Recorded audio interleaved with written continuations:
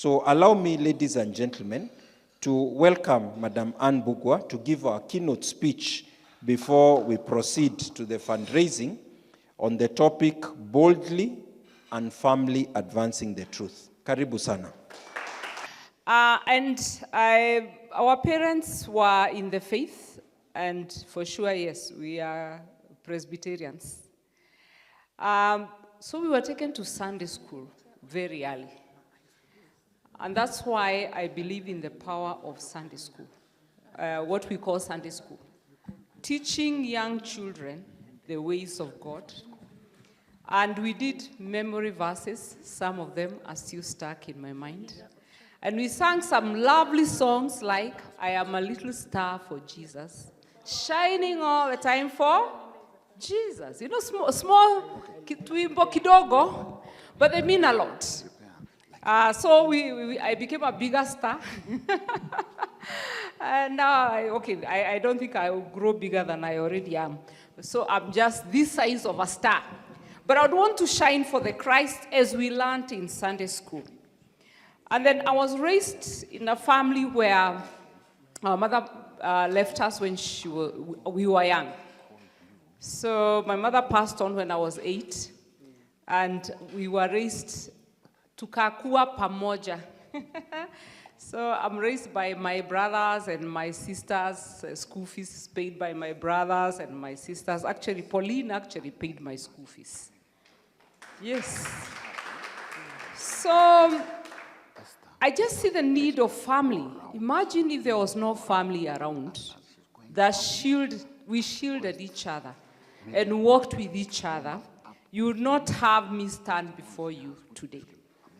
We were also raised in the village, and I saw the village truly, truly raise us. So when they say it takes a village to raise a child, it is not theory, it is the real thing. So I do remember when I passed exams, a very needy lady in the church brought a tray of eggs because one of the village girls is going to study law, has qualified for law. Her children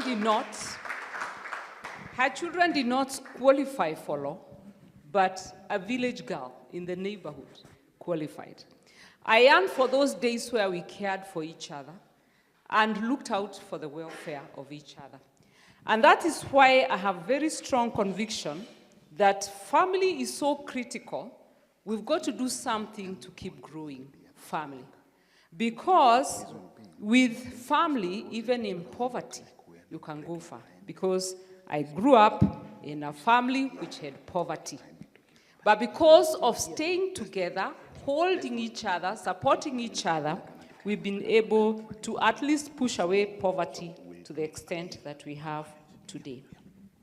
Then I went to high school. And in high school, I went to a Catholic school. And so I was exposed to all these Catholic practices. And I started seeing, coming from the Presbyterian background, I started seeing the strength in the Catholic Church and the weaknesses in the Catholic Church. Just like I'd seen the strength in the Presbyterian Church and the weaknesses in the Presbyterian Church. Later, when I finished campus, I went to CITAM. No, actually, I went to Lighthouse first. I was in Lighthouse when it was at Silver Springs. And that's why when I look at our brother there, Mr. Waiguru, looks so much like Pastor Nelson, who used to be a pastor even then. He's been very steadfast. But I don't know how I drifted. I skidded down to Valley Road. I followed actually my sister Pauline to Valley Road. So we joined Valley Road because I'd now become a grown-up, and I came to squat in her house. And I'm very happy she didn't throw me away. I squatted there until she got married and actually left me the house, and recommended me to the landlord, who did not believe a lawyer is a good tenant. So he asked me, tell me how you're different from other lawyers, because lawyers don't pay rent. Then they get a court order, and then the file is lost. So now, so the landlord could see some risk, but my sister Pauline somehow argued I'm different. And I also said I'm a Christian. Let me go back to my high school, which is the first advocacy I ever did. I was a dormitory captain, and I started learning, there were complaints about lesbianism in school. And so they asked, who can stand and talk about it? And me from the village, I encouraged myself. I didn't know much, but I knew the Bible condemns it. It's not in the order of God. It's not even in the order of nature. So I gave my first presentation against lesbianism when I was in high school. I didn't know I was to fight this for the rest of my life, but it is just kujaribu. Yeah, kujaribu. So God plants in you something, and it's good to grow it. And then I went, 2006, I went to Haggai training in Singapore. And it's when I started seeing how the world is changing. It occurred to me that the West has really drifted to permissive agenda. And that is 06. It was even better. Then I saw in Africa, we kind of are still secure. But the threats were coming. So I thought there's something to save. So we need to do something, at least against the advancement of LGBTQ agenda and abortion. So when I came back, I had a lot of zeal. And I came on the eve of an AGM for Haggai Institute. So I took my zeal to the AGM, and it was my first meeting. Then I was made the vice chair. You know how you can be made a leader and you don't know the way. But I served there for a little while, and then I organized Advocates Africa Conference, which was in Mombasa. I was the chair of the organizing committee. And in that AGM, I was miraculously made the chair of Kenya Christian Lawyers Fellowship. So, and it's like, I had never served in the committee. That's why I found Kimathi, who must have ran away by now, because he had something to go and do. By the way, he's my partner in the law firm. So you can imagine how much energy is in our law firm. You've seen part of it here. So, yes, so I made chair, and before I settled down, there was a reproductive health bill, 2007. So that was my first document to interact with. So I read it and I started seeing funny funny terms, like youth-friendly reproductive health services. So wondering, what are those? And so the first advocacy I did actually now as the chair of Kenya Christian Lawyers was on a reproductive health bill. Then I learned of a lady called Jean Kagia, Dr. Jean Kagia. I was told, she's doing a lot in this area. So I connected with Jean, and so I started learning more, because Jean had a lot of information about this area. Now just see how people connect each other. I mentioned Jean. You mentioned Jean. Imagine how many lives were touched by Jean. So we can really impact each other. And so we dealt with that. It didn't go through Parliament. That's when you start looking for who is a member of Parliament who is a Christian. So you run to people like Chep Konga and others. We succeeded. But then, while I was in that office, is when the constitution-making process came. I was then chairing the Kenya Christian Lawyers. And now we are a little bit more informed. Jean has taught us.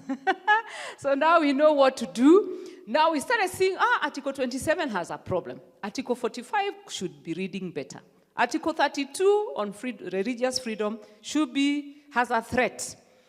And that is how we sat in the board in Kenya Christian Lawyers Fellowship, and we agreed we are going to oppose the Constitution. Now, it just happens that the people in the board were thinking like, okay, we are thinking the same. But when we went out, we found that some Christian lawyers were not happy with our opposition because of the Bill of Rights, which had very nice provisions. So they were saying, how do you oppose this? But we stood. We worked very hard and were sweating very hard until we realized we cannot do this no campaign alone. That is when we thought, let's get other professionals. Let's get doctors, because now we went for interviews and someone needed to talk about the medical side of this debate. But we don't have that person. So we started looking now for more doctors. We are so exhausted. The more, the merrier. We started doing TORs. But before I got there, there was a young man who was doing very good articles in the newspapers. And I had gotten very impressed by his writings. But I'd also seen Charles actually in court presenting, and I used to think, wow, that guy is so clever. When you own a law firm is where you start thinking, maybe I could ask the guy to join us, but can we afford him, you know? So I went to court. I think it was a family court, and the young man was there. So I finished my matter first, but I passed a paper. I said, would you want to do no campaign? And he said yes. And that weekend, we were at St. Andrew's Church doing a no campaign for the Presbytery of Nairobi. So that's how constitution-making process found us. We were put in the no campaign. We did TORs. We were in churches. How many churches in one Sunday? Every church. That's how the doors open. You can go to the Catholic church or any other church. And we don't have to go back to how, the details of KCPF, the birth of it. That is how it was born. Now, I've learned a few lessons, and I'm going to share them quickly. Lesson number 1, he that God calls, he also equips. And do not worry about the knowledge you have. You can see how I came from where I was made chair. And lo and behold, I had never opposed a bill. Now, there was a reproductive health bill. But because God had, called us, God also equipped us. Another lesson is, if it is of God, he will sustain it. So don't worry so much about money, because this far we've come by God's grace, and we've never had auctioneers at our door. We don't have a funder. God has blessed us. In fact, our prayer changed from God give us a funder to God bless us so much that we'll be able to give for this cause. That is a prayer I have. The God of those people who give is also our God. Can we ask our God to bless us just like he's blessed those ones? Then we'll be able to put millions of shillings into this account. Number 3, God uses what you have in your hand. That's a story of Moses. What do you have? It's a staff, So sometimes you're so worried about sometimes you think you don't have. I want to say everybody has something. I always make fun to my daughters because they went to better schools than myself. I went to the village school. In my village school, we shrub. But I tell my daughters, even with shrubbing, I make a presentation just like I'm doing now. Do you realize I've been shrubbing? And you've been listening. Because I'm using what I have. I can't use what I don't have, but I can use what I have. So use what you have. God is going to bless it. And then I've learned in this journey that God has gifted us in different ways. One sings, one, says something, plays the guitar, etc. The board of KCPF, our inaugural board, Charles was my vice chair. Vincent has always been. Yeah, you are the other way around. You are the vice chair. Charles was the secretary, but we couldn't get the minutes. Because Charles' gift is not in keeping minutes. So we sat and we thought, hii kitu itazama. Because we meet and it's like, where are the minutes of last meeting? Oh, there were no minutes. So if there are gaps somewhere, it's because of Charles. So we said, no, let us change. Let's make Vincent the secretary. Otherwise, we will not have files. But see, the gifting of Vincent is in institution setting, an organization. The gift of Charles is in speaking and speaking sense. The gift of Ann Mbugua is more networking. So just know your gift and excel in the area of your gift. So I'm not going to try to be Charles and I'm not going to be Vincent. By the way, just to explain it or make Charles feel better, I'm also not a good secretary. You will not have minutes. But I like asking, where are the minutes? Because that is my gifting. Yes. I've also learned we are better together. So do not run and win alone. Please win with the people. So networking is very, very important. I've learned you do more as a networker than a climber. Because when you're a climber, you run to the top and you are alone. And then nurture relationships. Relationships are where wealth is. So nurture relationships, finances will follow. I've also learned the miracle of multiplication. What KCPF has been able to do, many organizations that are funded have not been able to do. Because God has been multiplying the little that we have. The 5 loaves and 2 fishes. And then I'm drawing to the close. The call is to be faithful, not to succeed. This one you have. We are always talking to each other with Vincent about it. Now that we have been called to set up Africa. So we say, okay, let's be faithful. We don't have to succeed. It is what Jesus said, I'm sending you. You go tell them, preaching, 2 by 2. If they don't listen to you, shake the dust and... So the call was to go. The call was not to ensure they are converted. So it's it sets us free. So our work is to be faithful. God will guarantee the success. So don't be preoccupied with success. Be preoccupied with being faithful. Now, serve despite challenges. Because along the way, we found so many challenges. Some of them made us feel like tutaanguka. 2016-2017, I was critically ill, hospitalized for a long time, locally and abroad. But I do remember we held a board meeting in Nairobi Hospital. You remember? Yes.